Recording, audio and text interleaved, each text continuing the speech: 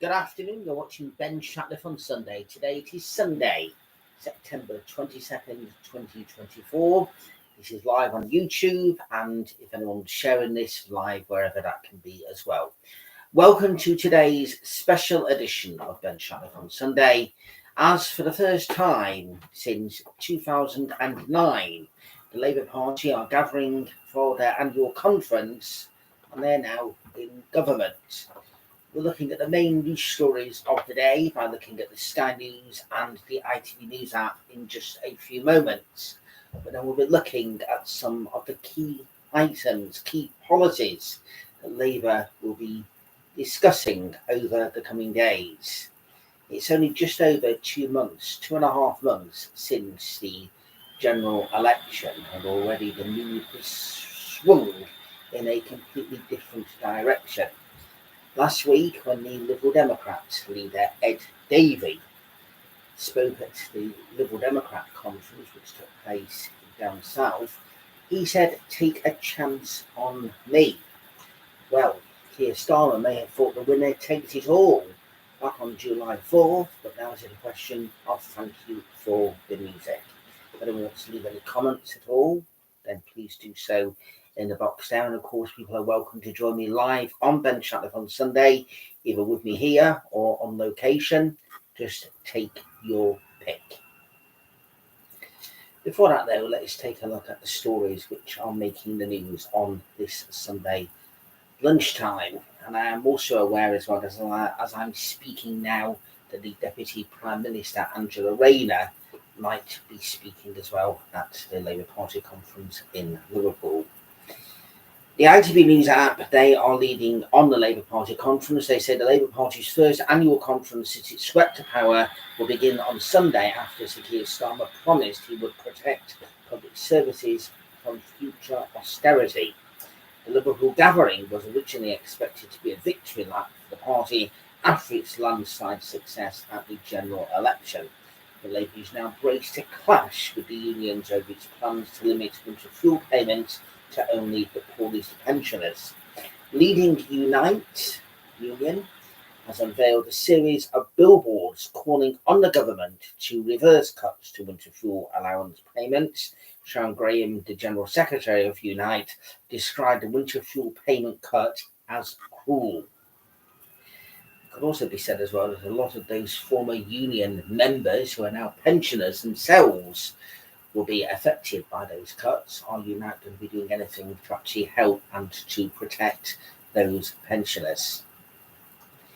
In America, 4 people have died following a shooting at a nightlife area in Birmingham in Alabama. I did say America, according to police and a news report.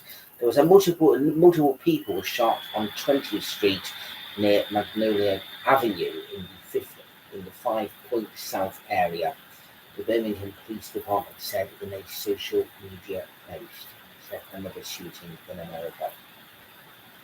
Thunderstorms and heavy rain will persist across parts of the UK as summer officially comes to an end. Some will say, did it begin? Well, yes, it did. We did have some days of sunshine. Thunder and lightning, hail and rain struck various parts of the country on Saturday, including Luton, Bedfordshire, St Albans in Hertfordshire and Cornwall, and heavy downpours in London, Wales and Birmingham. Here in the north of England, it's not been completely good. Although it was actually nice here in the north of England or the northwest of England yesterday, but sometimes weather reports seem to be biased to the southeast and Scotland, in my own personal opinion. But a weather warning for rain has come into force, lasting all of Sunday for Wales and central southwest England, and another on Monday, stretching to cover areas further east and further north. So we do get a mention towards the end. The Crown Prosecution Service twice decided not to prosecute Mohammed Al-Fayed after receiving files of evidence presented by the police on the former Harrods owner. Evidence was shown to the CPS in 2009 and 2015, but decided not to go ahead with the prosecution because there was not a realistic prospect of conviction. Who was in charge around that time? Although it was that after the 2015 general election. 5 women have alleged they were raped by Al-Fayed, who died last year at the age of 94, with a number of others alleging sexual misconduct. His son Dodi Fayed was in a relationship with the late Princess of Wales, Diana. We'll go now onto the Sky News app. Of course, you can all see this. They're leading with the fact that the Deputy Prime Minister, Angela Rayner, is speaking as Labour conference has been overshadowed by donations for clothing, holidays, and all kinds of various things, which we will come on to in just a few moments. The situation in the Middle East and the Middle East latest, Israel claims it has no connection to exploding pages. Al Jazeera's West Bank closure threatens press freedom. Israel's President Isaac Herzog spoke to Sky News this morning, where he rejected Israel had any connection to this week's exploding pager attack in Lebanon. He also spoke of Israel's disappointment with the British government over its decision to suspend arms export licenses. He's also said as well that Israel is not interested to be at war with Lebanon.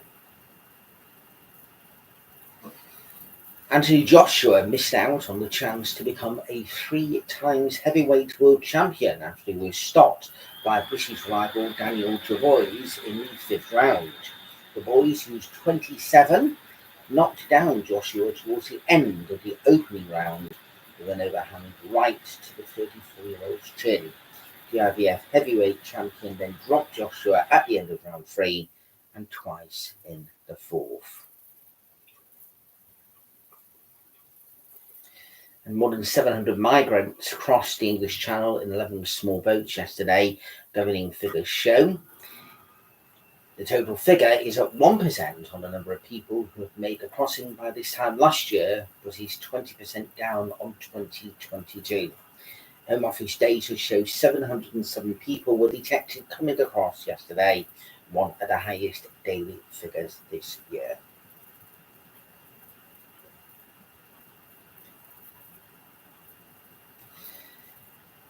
There is something in relation to Ukraine. A former chief spokesperson for Gazprom, the Russian state-owned energy giant, is fighting in Ukraine against Russia and has just ditched his Russian passport for a Ukrainian one.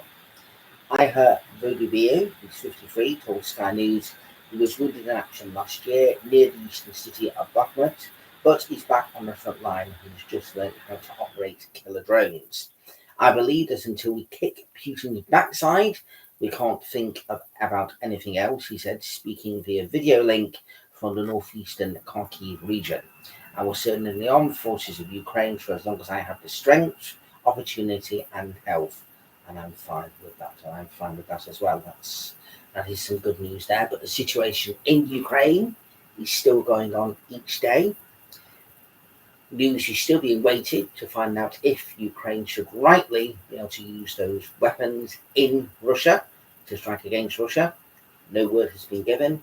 Is anything going on behind the scenes? And then we'll find out if they are being used. Nothing at all.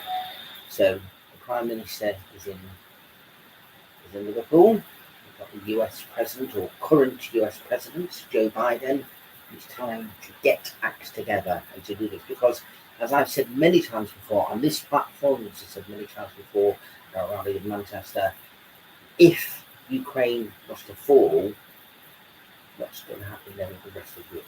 Ukraine needs freedom, the peace, stability. So it needs every help it can. We should all be over there doing what we can as well. The Labour Party conference is taking place as we speak in Liverpool. I've already said that now several times, but it's important to get these messages across. We're not quite 100 days into the Labour government just as yet, but already you could say it's been a roller coaster of a ride. And a lot of stuff, you don't really hear stuff during the summer. You hear odd things, but a lot of stuff has happened during the summer recess. Just before the summer recess, there was the announcement about the stopping of the winter fuel allowance, unless pensioners are on pension credit. Pension credit is something that not every pensioner is entitled to.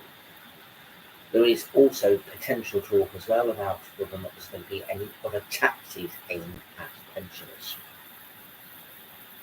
There's also been the conversations and also the apologies this week about expenses or donations which have been given for clothing and also for holidays and various different things like that. Some might think that holidays are not necessarily something that is a new thing, because sometimes when somebody is a premier, they can be invited to other premiers' holiday destinations, which does happen, not just here in the UK, but in other parts of the world as well.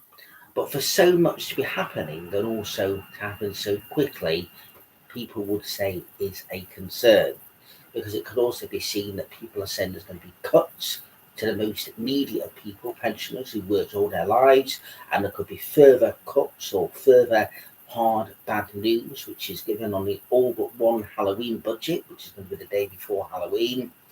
So people could be pushed further into having to, with a big squeeze, I don't want to say the word screwed, but people could be in a situation when it's seen then that government ministers, including the Prime Minister, are having clothes donated to them. Do people really need to have clothes donated to them? These are all my own clothes, but they should be. I've not just suddenly picked up a random shirt or a random pair of pants and put them on just to do Ben Shatliff on Sunday. But if you are in a position of authority, whether you are the Prime Minister, you are the Deputy Prime Minister, whether you're the Leader of the Opposition, whether you are the whatever you are, you must be able to afford to get your own pair of clothes when you're in that position. Once again, look at pensioners who could be in a situation where not only could they not be able to afford to be able to heat their homes during this, when we actually get to winter. Now we've had some ruffled weather over recent weeks, but we've not got to the complete cold yet. And then you hear that someone that's involved in making those decisions to cut the winter fuel payment is receiving clothes. That is not a good message. It could be any political party, but at the moment, this is the government. The government said that they wanted to bring change and have something different. Very, very critical of the former government, saying that the former government left the country in a mess, that everything was all over the place, but now we're in a situation where not even 3 months in, when you're hearing of clothes being donated, holidays, and all kinds of various different things. This is just within the space of a few days. What's going to happen this week when the government are at their conference in Liverpool? Okay, that will be paid for by the members and also by the unions and various different things like that, but still the security.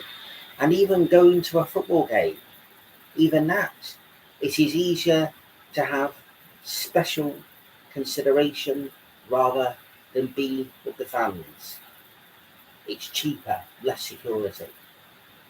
A load of confidence bullet, if you ask me. But anyway, I can't give an opinion, but I think I'm already giving it.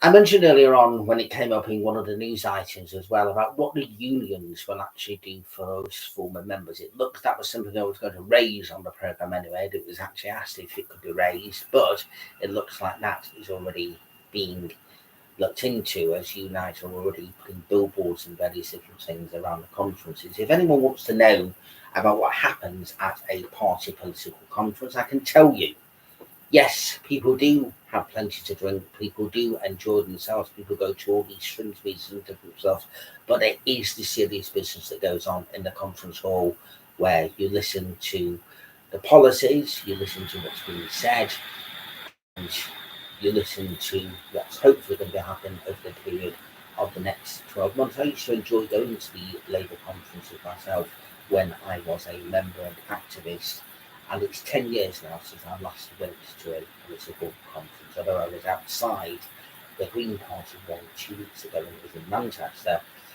That's the nearest I've actually been to an actual conference venue for 10 years. But there is a lot of interesting stuff, and it is all about policy. It's not just parties and everything else. But the fact is, though, a lot of people can say during crucial times when there's all different things which are going on, then you can be celebrating, but also at the end, money is being taken away from people as well at the same time. Now, tomorrow, usually on a Monday, the Chancellor or Shadow Chancellor normally gives their big speech to conference. We already know that Angela Rayner, the Deputy Prime Minister, is speaking as we speak. We'll see who gets more viewers as it's actually going on at the moment.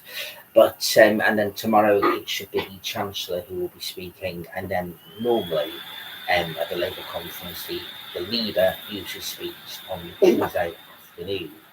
Whether or not that is altered or not, whether or not they will close with the leader speaking on Wednesday, possibly, we will find out. But it's going to be very, very interesting because, as well as all these issues which are happening here domestically, and let's just stress again as well the importance of the fact that this is only 2.5 months in to this new government, and already there's this whole variety of stuff.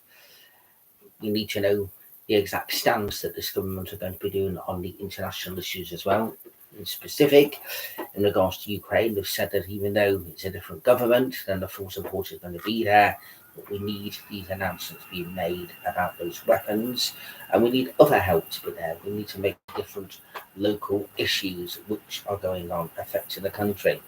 The minimum wage, yes, that should be going up. But what about the threshold, the tax threshold? Is the threshold that people can earn, is that going to alter so at least people can feel comfortable? Is it really a situation where people who are not going to work at all are feeling better off than the ones that are going to work and possibly having to look at doing a second job to try and help to top up their income? There's loads of things. The government have got a lot of stuff on their plate at the moment. We're watching very, very carefully exactly what is happening over the coming days. We mustn't forget as well that Reform UK, they've got their conference taking place in Birmingham this weekend. Nigel Farage has already said on Friday that he's aiming for everybody, and he's said he does not matter what the colour of somebody's skin is or sexual orientation. He said he's trying to appeal to everybody. I'm sure we'll be hearing more as the weekend goes on from Reform. They're trying to put themselves not just as an opposition, but they want to put themselves to be the party that rules the country at the next general election. Whereas Sarah Davey, who came in on a water ski, I'm sorry, I couldn't quite do that here in inland Manchester, but he's pitching himself to be as the leader of the opposition. I'm going to give a realistic state of affairs as it stands at the moment, because next week, of course, it is the Conservative Conference, where it will be Rishi Sunak's final speech as leader of the Conservative Party. Labour won with a massive majority, not quite as big, but just slightly under the majority from 1997. I would be interested to see what would happen if we had a general election in 2 years' time, say like the summer of 2026. Labour would possibly, it all depends now because of the various different things which have happened over recent weeks and also what's going to come over coming weeks. But Labour would most likely still be the government, but what would the actual majority be? It would certainly be very, very small. I would say possibly, and I'm going to use a marginal figure here of saying possibly about a majority of maybe 25. So therefore the Conservatives would then most likely be the opposition party. But if but, it will be interesting to see then where these other parties go. Would the Liberal Democrats still have 72 seats? Possibly not. Would Reform get more, or would Reform lose their seats? And also the Green Party, would they still have the 4 MPs that they've been put now? I don't think the SNP would get a big the SNP majority, so I think it would still be, it would be Labour the largest party, Conservatives and Liberal Democrats would most likely be second or third, but would Reform do everything. So it'd be very, very interesting to see what would happen. I don't think that there would be likely to be a general election in 2026, but who knows? Nobody thought there was going to be one in 2017. Nobody thought there was going to be one in 2019. We knew there would be an election at some stage this year. When it was then actually called, was then a surprise for everybody. Today, I'm going to finish off by remembering all the victims of Arnhem. the 80th anniversary. We did a very special programme to commemorate D-Day back in June, which began the end of the Second World War, and the Allies tried to do something else in the Netherlands to try and get into Germany another way, but sadly it was not the success that they hoped it would be, and thousands of Allied soldiers were killed. One of those was a gentleman called Frank Dunn, my late great uncle. So we finish today by saying thank you to all of those soldiers and all those people that risk their lives to do what they can to bring peace and prosperity into our world. Now, that is it for this week on Ben Shatliff on Sunday, but I will be back on Tuesday evening with a special edition of Ben Shatliff Tonight. That's as well as Thursday. We'll be looking at those key moments from Sir Keir Starmer's first speech to the Labour Party conference as Prime Minister. Please like, subscribe and continue watching. From me and everybody else involved, goodbye, thank you for joining us and take care.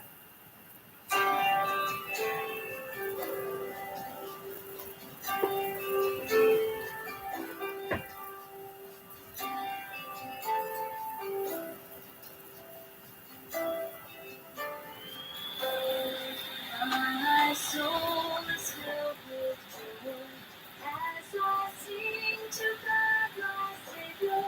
You have looked upon your servant, you have visited your people, and holy is your name. Through all generations, everlasting is your mercy. To the people you have chosen, and holy is your name.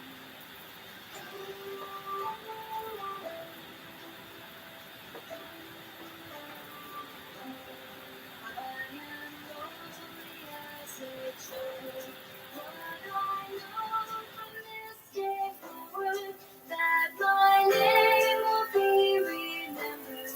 For all will call me blessed, and holy is your name. Through all generations, everlasting is your mercy. To the people you have chosen, and holy is your name.